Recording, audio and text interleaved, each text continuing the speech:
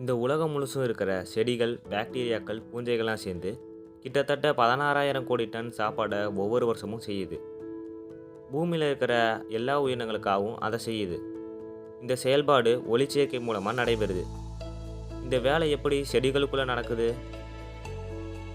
Chloroplast என்ற தாவர செல்லால தான். அதுக்குள்ள இருக்கிற குளோரோஃபில், அதாவது பச்சையம், இலைகளுக்கு பச்சை நிறத்தை தருது.